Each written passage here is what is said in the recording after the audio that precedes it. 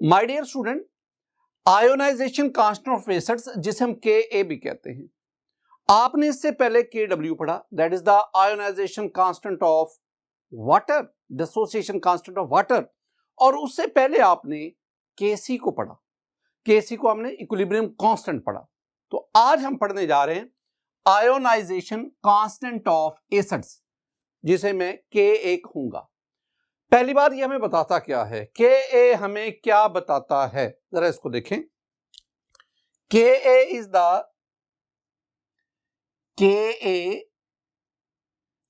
The quantitative measurement of या quantitative measure of strength of an acid। तो किसी भी एसिड की स्ट्रेंथ को क्वांटिटेटिवली वैल्यू के साथ मेजर करना, दैट इज कॉल्ड द के। दूसरा पॉइंट जो आपने ज़हन में रखना है वो है, मैं के को स्ट्रेंथ ऑफ एसिड से रिलेट करता हूं, तो K directly proportional to strength of an acid. Strength of an acid यानी greater the value of K stronger will be the acid and vice versa. मैंने क्या कहा, जितनी के की वैल्यू ज्यादा होगी यानी लार्जर या ग्रेटर कह लो, larger the value of Ka, अगर किसी एसिड की Ka वैल्यू जितनी ज्यादा होगी, stronger is the acid, वो एसिड उतना ही स्ट्रॉन्ग होगा। आगे पढ़ने से पहले एक बड़ा टेक्निकल पॉइंट है स्टूडेंट जो मैं आपके साथ शेयर करना चाह रहा हूं। हमने ना जब के को स्टडी किया था तो उसमें हमने एक टर्म पढ़ी थी पीएच, पीओएच, ये हमने टर्म्स पढ़ी थी। अब पीएच या पीओएच से हमें, ये पीएच से या पीओएच से हमें किसी भी सॉल्यूशन के एसिडिक, बेसिक या न्यूट्रल होने का पता चलता है। और हमने कहा था कि अगर किसी सॉल्यूशन की पीएच वैल्यू 7 से कम होगी तो that is the acidic solution, और जितनी 0 के करीब होगी यानी 7 से कम होगी, 0 के करीब होगी, 1 होगी, 2 होगी, 3 होगी, तो जितनी के पीएच वैल्यू 0 के करीब होगी उतना वो एसिड स्ट्रॉन्ग एसिड होगा, और जितनी वैल्यू 7 के करीब होगी उतना वो वीक एसिड होगा। तो क्या पीएच की वैल्यू से हमें स्ट्रेंथ ऑफ एसिड का अंदाजा नहीं हो जाता? हो जाता है, लेकिन एक प्रॉब्लम है my dear student, concentration change होने से किसी एसिड की पीएच वैल्यू भी चेंज होती जाती है। एक एसिड है वो एक स्पेसिफिक स्ट्रेंथ रखता है, तो जैसे जैसे कंसंट्रेशन चेंज हो जाती है ना, तो वैसे वैसे उसकी पीएच वैल्यू चेंज होती जाती है। यानी एक ही एसिड की डिफरेंट कंसंट्रेशन पे डिफरेंट पीएच वैल्यू होती है।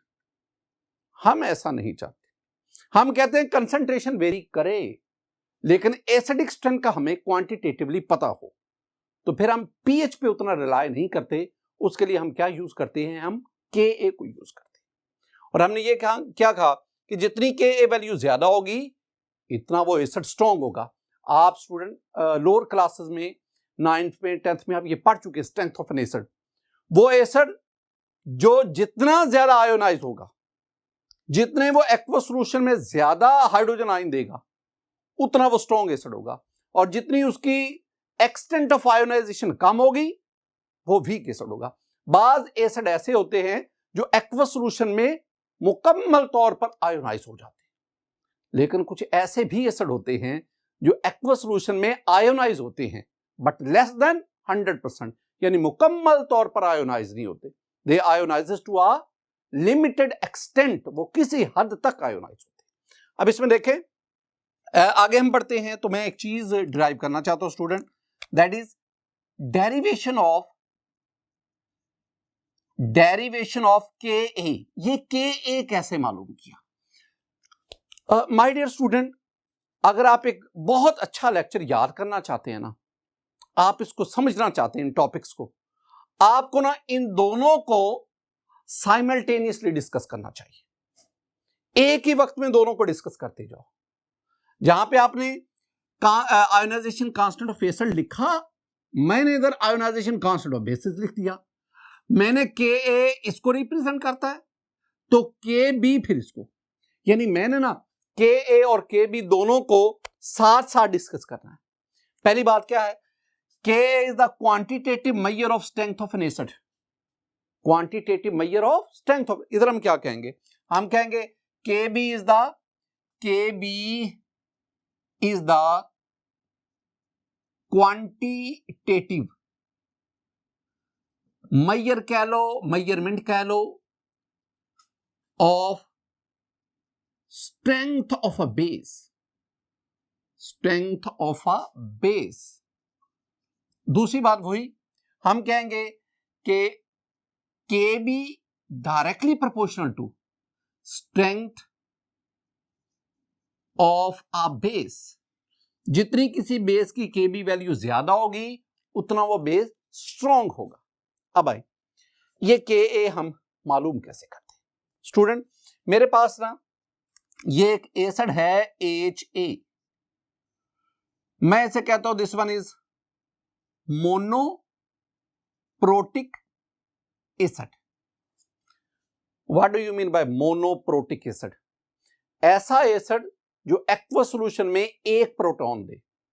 अब ये प्रोटॉन क्या है माय डियर स्टूडेंट, ये जो H पॉजिटिव है ना, H पॉजिटिव, हम इसे प्रोटॉन भी कहते हैं, हम इसे हाइड्रोजन आयन भी कहते हैं। अच्छा, इसे हम प्रोटॉन क्यों कहते हैं, इसे हम हाइड्रोजन आयन क्यों कहते हैं? हाइड्रोजन का एटम ले, हाइड्रोजन के एटम के न्यूक्लियस में एक प्रोटॉन, बाहर एक इलेक्ट्रॉन है। हाइड्रोजन एटम, इलेक्ट्रॉन रिमूव करवा दो, आपके पास सिर्फ और सिर्फ न्यूक्लियस बच जाएगा और न्यूक्लियस के अंदर एक प्रोटॉन है। माय डियर स्टूडेंट, उसी प्रोटॉन को हम हाइड्रोजन आयन कहते हैं और सिंबॉलिकली हम उसे H पॉजिटिव से रिप्रेजेंट करते हैं। तो इसका मतलब है ये जो H पॉजिटिव है, this one is the proton. Monoprotic acid, वो एसिड जो एक्वा सॉल्यूशन में एक प्रोटॉन देते हैं। अच्छा, डाइप्रोटिक एसिड क्या होगा? हाँ, ऐसे एसिड जो एक्वा सॉल्यूशन में दो प्रोटॉन देते हैं, जैसे H2SO4। When H2SO4 is dissolved in water, it gives 2 proton plus sulfate ion। अच्छा, ट्राइप्रोटिक एसिड क्या होगा? ऐसा एसिड जो 3 H पॉजिटिव देता है, जो 3 प्रोटॉन देता है, I mean phosphoric acid H3PO4। इसको हम मोनोप्रोटिक एसिड कहेंगे। When it is dissolved in water, water में आप इसे डिसॉल्व करें, ये क्या करेगा? अगर आप फॉरवर्ड ले जाएं, ये अपना प्रोटॉन वाटर को देगा और वाटर बन जाएगा H3O पॉजिटिव प्लस। जब अपना प्रोटॉन दे देगा, बाकी इसके पास रह जाएगा A नेगेटिव। रिवर्स में आएंगे, यही हाइड्रोनियम आयन अब H पॉजिटिव इसको देगा और खुद ये वाटर में कन्वर्ट हो जाएगा और A नेगेटिव H पॉजिटिव लेकर HA में कन्वर्ट हो जाएगा।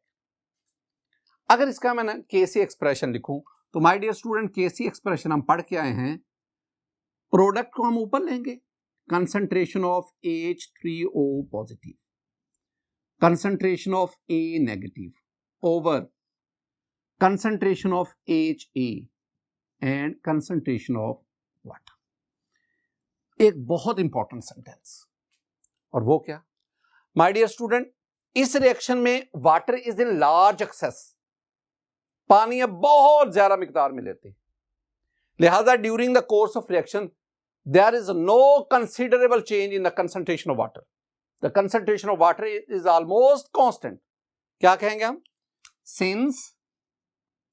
Since water is in large excess, पानी बहुत ज्यादा मिकदार में, so it's concentration remains almost constant।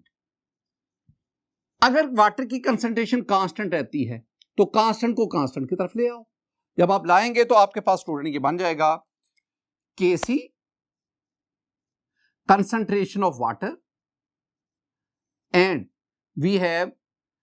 अब एक और बात अगले 2-3 लेक्चर में भी स्टूडेंट ये काम आएगी, जहां भी मैं लिखूंगा ना H3O plus, concentration of hydronium ion. Actually hydronium ion कैसे बना, इस एसिड ने प्रोटॉन दिया, ये एक वीक एसिड है, याद रखना ये सारी की सारी मेरी कैलकुलेशन वीक एसिड्स के लिए है, और ये जो मोनोप्रोटिक एसिड में ले रहा हूं ये वीक एसिड है, वो एसिड जो बहुत कम आयोनाइज हुआ। इसका मतलब है इस एसिड ने चंद एक प्रोटॉन दिए, वो प्रोटॉन जाके वाटर मॉलिक्यूल के साथ अटैच हो गए और हाइड्रोनियम आयन बना। एक्चुअली ये जो लिखा होता है ना, ये हाइड्रोनियम आयन को ही रिप्रेजेंट करता है, हाइड्रोनियम आयन उसकी रिप्रेजेंटेशन। तो जहां भी ये H3O पॉजिटिव लिखा होगा मैं इसकी जगह पे हाइड्रोनियम आयन लिखूंगा। अब देखिए इसमें इसकी जगह पे आपके पास क्या आ गया, ये आ गया आपके पास concentration of hydrogen ion, concentration of a negative, concentration of HA, water तो इधर चला गया। अब इन दोनों का प्रोडक्ट एक नया कांस्टेंट है and this constant is called Ka। तो Ka किसके बराबर आ गया, Ka आ गया concentration of H positive, concentration of A negative over concentration of HA। ये मेरे पास ये वो इक्वेशन है जिसे मैं डिराइव करने निकला, ये वो equation, this one is the derivation of Ka, ये Ka की डेरिवेशन। माय डियर स्टूडेंट, जरा इसमें एक पॉइंट ध्यान में रखना, जब आपने Kw को पढ़ा था ना, तो वहां पे आपने ना वाटर में वाटर को सेल्फ आयोनाइजेशन हुई थी, ऑटो आयोनाइजेशन ऑफ वाटर हुई थी। तो वाटर ने वाटर को आयोनाइज किया, हमारे पास हाइड्रोनियम आयन और हाइड्रोक्साइड आयन बना था Kw में, और फिर हमारे पास नीचे जो एक्सप्रेशन आया था उसमें Kc और कंसंट्रेशन ऑफ वाटर, इन दोनों का प्रोडक्ट मैंने Kw लिखा था। आज मैंने इन दोनों का प्रोडक्ट Ka लिखा। तो डोंट वरी, अगर वाटर की आयोनाइजेशन हो तो फिर दोनों का प्रोडक्ट Kw, लेकिन अगर आप किसी वीक एसिड की आयोनाइजेशन करवा रहे हैं तो फिर इन दोनों का प्रोडक्ट क्या आएगा, Ka। अब ये जो रिलेशन है ये हमें दो बातें बता रहा है। पहली बात ये हमें बता रहा है स्टूडेंट, ये कह रहा है कि अगर आप Ka की वैल्यू जानना चाहते हो ना, if you want to calculate the value of Ka, ये जो आपने वीक मोनोप्रोटिक एसिड लिया, इस वीक मोनोप्रोटिक एसिड की अगर आप Ka जानना चाहते हैं तो आपको दो चीजें चाहिए। क्या? एक आपको स्टूडेंट चाहिए pH ऑफ द सॉल्यूशन, या आपको चाहिए कंसंट्रेशन ऑफ हाइड्रोजन आयन। दोनों में से जो pH मीटर की मदद से वो सॉल्यूशन, जब आपने एसिड को वाटर में ऐड किया तो जो सॉल्यूशन बना pH मीटर की मदद से आप उसकी pH मालूम कर लें, या आप उसकी हाइड्रोजन आयन कंसंट्रेशन मालूम कर लें। दूसरी चीज जो हमें चाहिए ना, वो है इनिशियल कंसंट्रेशन ऑफ एसिड। ये जो आपने एसिड लिया था इसकी इनिशियल कंसंट्रेशन क्या है। माय डियर स्टूडेंट, अगर आपके पास इन दोनों की वैल्यूज हैं तो वैल्यूज पुट करें इक्वेशन में, you can easily calculate the value of Ka। इसी तरह अगर आप जानना चाहते हैं pH ऑफ द सॉल्यूशन या कंसंट्रेशन ऑफ हाइड्रोजन आयन, या जिसे हम कंसंट्रेशन ऑफ A नेगेटिव, अगर आप इसको जानना चाहते हैं तो फिर आपको क्या चाहिए, फिर हमें चाहिए we should know the Ka of the acid, ये हमें पता होना चाहिए, और साथ ही साथ हमें इनिशियल कंसंट्रेशन ऑफ HA चाहिए। एक और बहुत बहुत इंपॉर्टेंट पॉइंट, अगर मैं इन सारी बातों को कंक्लूड करूं और इस बात को मैं मजीद एक्सप्लेन करूं तो माय डियर स्टूडेंट, हमारे पास रिलेशन वाला क्या बनता है, रिलेशन बनता है कि Ka that is equal to amount of product formed over amount of reactant left.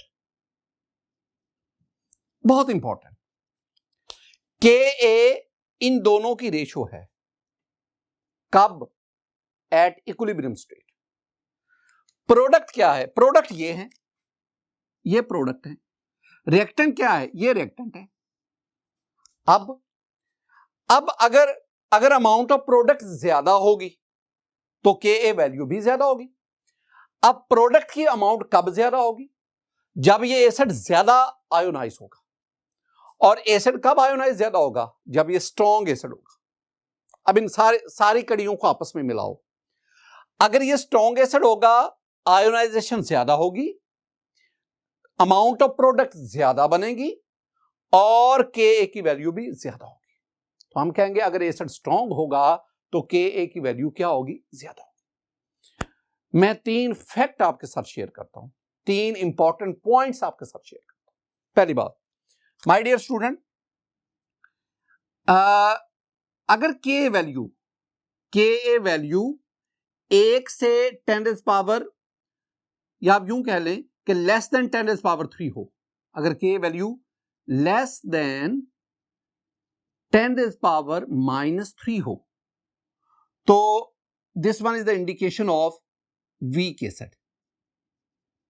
आमतौर पर जो हमने एक पैरामीटर सेट किया हुआ है ना, तो हमने कहा है कि अगर किसी एसिड की Ka वैल्यू 10 पावर -3 से कम होगी तो that acid is considered weak acid. इसी तरह अगर किसी एसिड की Ka वैल्यू 1 से 10 पावर -3 के रेंज में होगी, that acid is considered moderately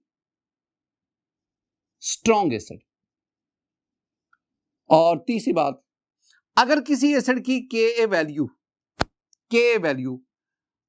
more than 1 होगी, एक से ज्यादा होगी, तो that acid is considered as strong acid.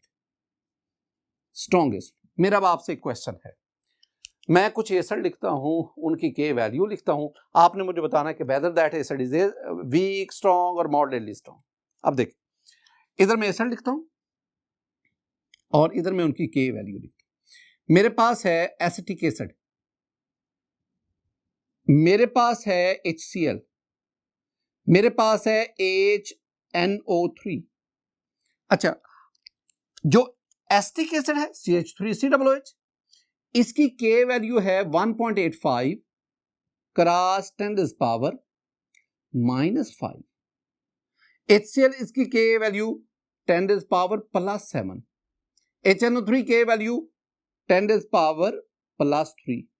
और बाज बुक्स में जो है ना, chemistry in context variant heading book, उसमें HNO3 की वैल्यू जो है ना वो 40 लिखी हुई है, लेकिन जो हमारी टेक्स्ट बुक है उसमें HNO3 की Ka वैल्यू 10 पावर 3 है। ये एक डिफरेंस है, इसको ज़हन में रखना है।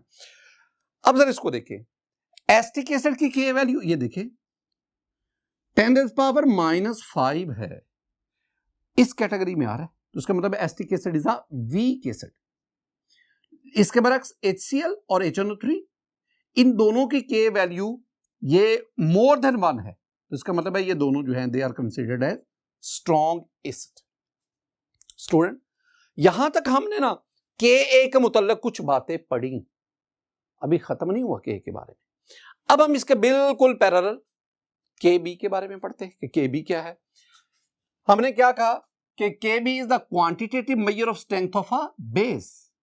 Kb is directly proportional to strength of a base.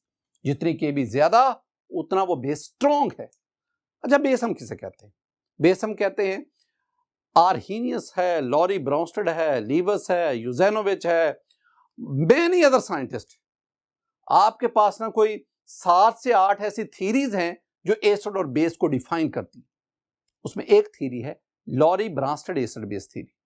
अब उस थीरी के मुताबिक वो स्पीशीज जो प्रोटॉन दे, H पॉजिटिव दे, वो एसिड है, और जो H पॉजिटिव एक्सेप्ट करे दैट इज बेस। जैसे कि ये देखें, ये मेरे पास अमोनिया है NH3। My dear student, NH3 का वाटर से रिएक्शन करवाएंगे ना, तो ये क्या करेगा? ये वाटर से H पॉजिटिव एक्सेप्ट करेगा, प्रोटॉन एक्सेप्ट करेगा।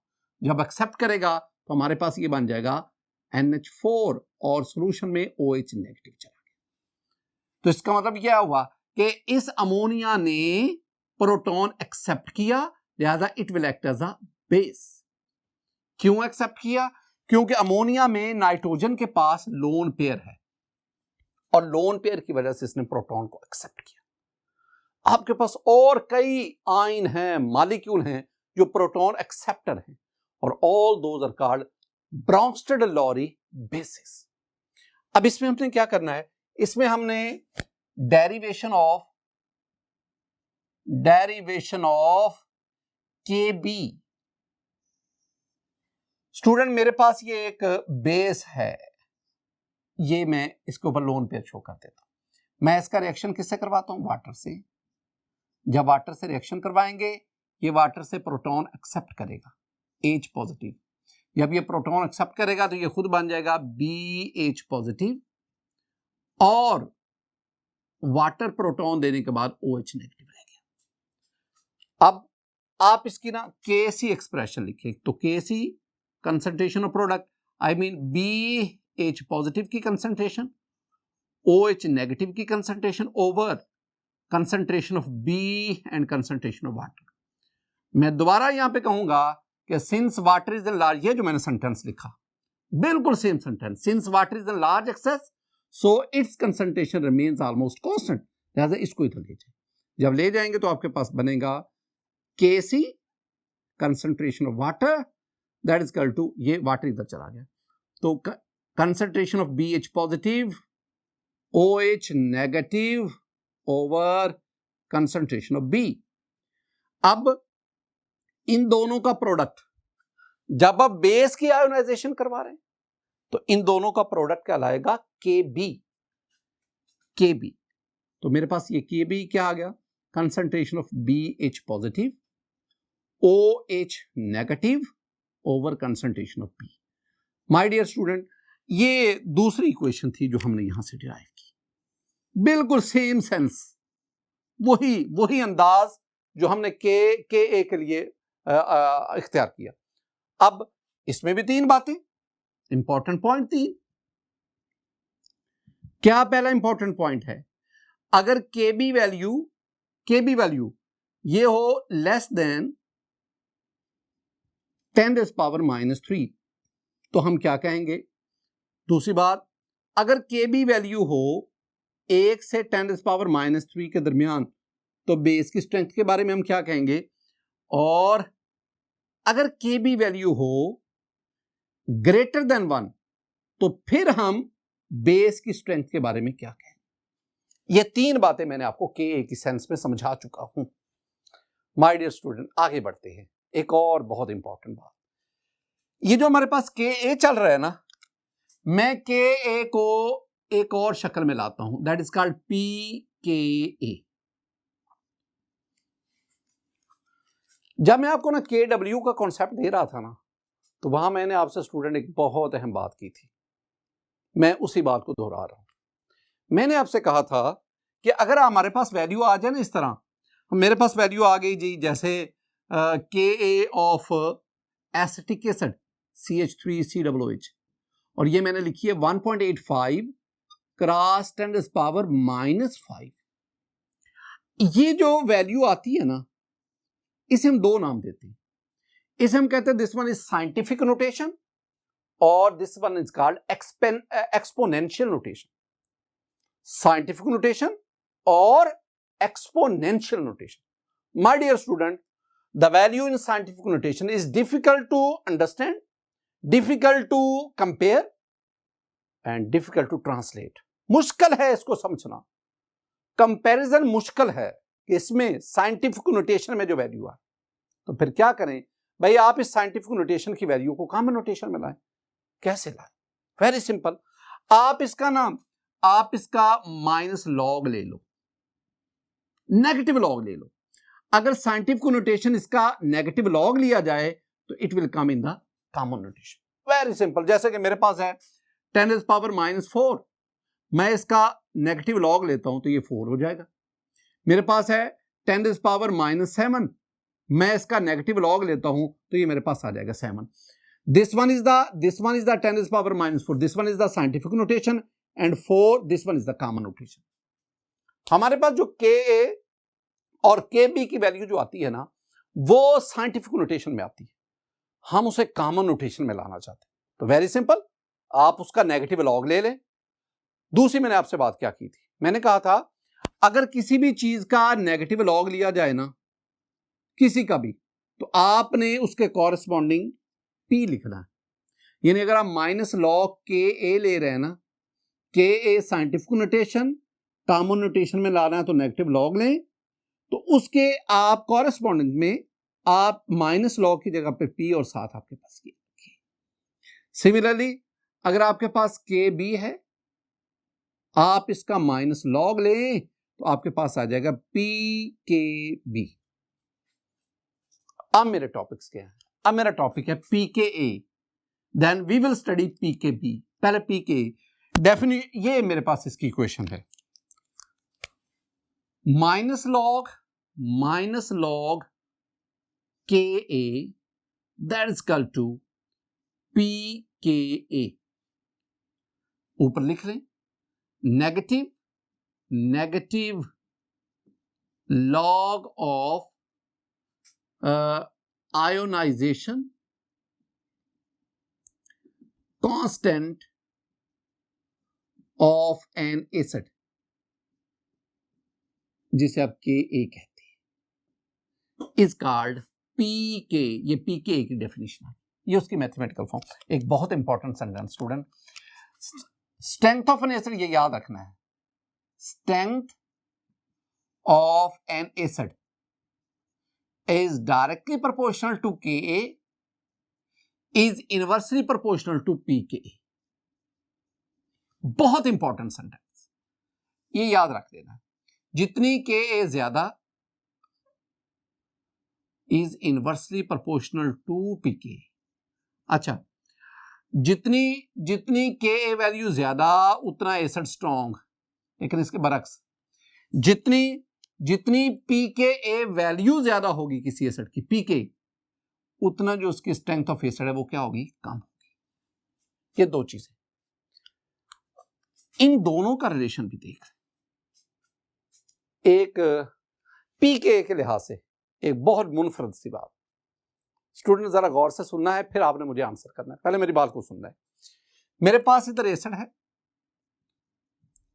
इधर मैं उसकी PKA लिखता हूं, फिर मैं आपसे कंपैरिजन पूछता हूं। फर्ज करते हैं मेरे पास एक एसिड है A, एक एसिड है B, एक एसिड है C, तीन एसिड है। फर्ज करते हैं इसकी PKA वैल्यू है 2, इसकी 3 और इसकी 5। फर्ज कर, तीनों एसिड की PKA वैल्यू आपको बता दी। अब देखें, मैंने कहा कि जिसकी PKA ज्यादा होगी वो वीक एसिड होगा, उसकी एसिडिक स्ट्रेंथ कम होगी, और जिसकी PKA कम होगी वो स्ट्रॉन्ग एसिड होगा। तो अब PKA वैल्यू हमें बता रही है कि A is strongest acid, B is strongest and C that is weaker. तीनों में सबसे स्ट्रॉन्गेस्ट A, उसके बाद B, और C is weakest among these three. एक तो ये बात है। दूसरी बात, अगर मैं आपसे स्टूडेंट कहूं कि बताएं A और B दोनों में से स्ट्रॉन्ग कौन है, तो आप कहेंगे जी A। अब अगला सवाल, A B से कितने गुना स्ट्रॉन्ग है, how much stronger, how much A is stronger than B, it's my question, कितने गुना। चले मैं आपको ना एक बता देता हूं, अगर आप दो एसिड उनकी एसिडिक स्ट्रेंथ को कंपेयर करना चाहते हैं ना, तो आप उन दोनों का PKA डिफरेंस लें, जितना डिफरेंस आए उतनी जीरो लगानी है 1 के साथ। ये मेरा सेंटेंस ज़हन में बैठा। मैंने क्या कहा, दो एसिड्स का PKA डिफरेंस लेना है, यानी दो एसिड की स्ट्रेंथ आप दें, कौन स्ट्रॉन्गर है कौन वीकर है, कितने गुना स्ट्रॉन्गर कितने गुना वीकर, आप दोनों की PKA का डिफरेंस लें, जितना डिफरेंस आए उतने जीरो लगाने हैं, किसके साथ, 1 के साथ। अब देखो मैं कहता हूं बताएं A B से कितना स्ट्रॉन्गर है, तो आप PKA डिफरेंस ले, जब डिफरेंस लेंगे तो 3/2 ये तो 1 आ गया। तो मैंने क्या कहा, जितना डिफरेंस आए उतने जीरो लगाने हैं, तो 1 जीरो लगाना है, किसके साथ, 1 के साथ। तो इसका मतलब है acid A is 10 times stronger than B। इसी तरह अगर मैं आपसे कहूं कि बेटा जी बताएं कि इन दोनों में B और C दोनों में स्ट्रॉन्ग कौन है, आंसर B, C वीक है। अब दूसरा सवाल, बी सी से कितने गुना स्ट्रॉन्ग है, दोनों का पीके डिफरेंस लें तो 5 - 3 दैट इज इक्वल टू 2। तो क्या करना है, यस आपने कहना है कि जितना डिफरेंस है 2 डिफरेंस है तो 2 0 लगानी है, किसके साथ, 1 के साथ। तो इसका मतलब हुआ कि B is 100 times stronger than C। अगर आखिरी बात, अगर मैं आपसे कहूं कि बताओ जी A और C दोनों में से स्ट्रॉन्ग कौन है, तो आप कहेंगे जी A, क्योंकि इसकी पीके कम है, C वीकर एसिड है। तो A C से कितने गुना स्ट्रॉन्ग है, दोनों का डिफरेंस लें, 5 - 2 दैट इज इक्वल टू 3। तो आप क्या करेंगे, आप 3 0 लगाएंगे, 1 2 3, किसके साथ, 1 के साथ। तो C is 1000 time weaker then A, या कह ले A is 1000 time stronger than C। ये सारे का सारा जो आप कंपैरिजन कर रहे हैं आसानी से कर रहे हैं, कब, जब आपने वैल्यू किस में लाए, pKa। My dear student, pKa की तरह भी have the pKb same -log Kb that's equal to pKb। और ये भी वही सेंटेंस है कि strength of a base is directly proportional to Kb and inversely proportional to pKb, ये याद रखना है। और जो मैंने गुफ्तगू की के बारे में, एसिड्स के बारे में, यहां बेस लिख लो और pKa की बजाय यहां पे pKb लिखते हैं। तो फिर आप वेरियस एसिड्स उनकी pKb वैल्यू से आप उनकी एसिड बेसिक स्ट्रेंथ को कंपेयर कर सकते हैं। माय डियर स्टूडेंट, आज के लेक्चर में हमने Ka और Kb दोनों को स्टडी किया। आज हमने कंपैरेटिव स्टडी की और at the end of lecture हमने pKb और pKa उनको स्टडी किया। मेरी दुआ है कि अल्लाह ताला आप पर अपना फजल और करम फरमाए, अल्लाह ताला आपके इल्म में इजाफा फरमाए। अस्सलामु अलैकुम व रहमतुल्लाह।